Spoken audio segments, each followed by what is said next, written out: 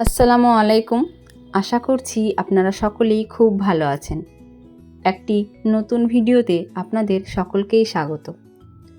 আজ সকালে উঠেই দেখি খুব সুন্দর ঝলমলে রোদ উঠেছে, তাই চলে এলাম ফুলেদের সাথে দেখা করতে।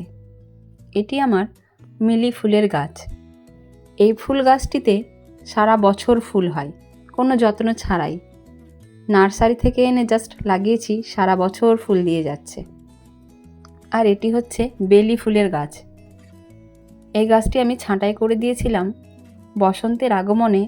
গাছটিতে নতুন পাতা, কত কুঁড়ি এসেছে দেখুন। শীতকালে প্রায় সব গাছে আমি ছাঁটাই করে দিয়েছিলাম গরমকালের গাছগুলিকে। এখন দেখুন বসন্তের শুরুতে কত পাতা এসেছে, নতুন নতুন নতুন পাতা যখন গাছে আসে তখন গাছ দেখতে বেশ ভালো লাগে। এটি টগর ফুলের গাছ। এই গাছটিতেও নতুন পাতা গজিয়েছে। সাদা রঙের হয় এই ফুলটি। আর এটি মধুমালতী ফুল। এর ফুল দুই রঙের হয়, সাদা আর লাল। এর ফুল আসলে আমি আপনাদের সাথে সেটা শেয়ার করব। এর ফুল থোকায় থোকায় হয়, কত বুশি হয়ে আছে গাছটি দেখুন। হালকা বাতাস দিচ্ছে ছাদে। আজ রান্না করে একটু বেরোবো, তাই ডিম আলুর ঝোল করব হালকা করে, আর ভাত হবে।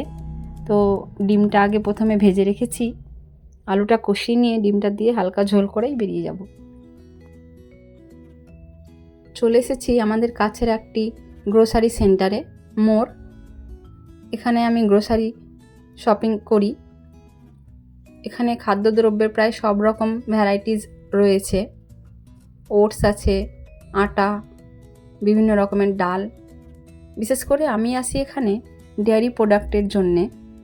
বাটার, চিজ, মিল্কমেড এখানে ফ্রেশ পাওয়া যায়। তাই আমাদের বাড়ি থেকে এখানে আসতে সময় লাগে প্রায় 10 মিনিট।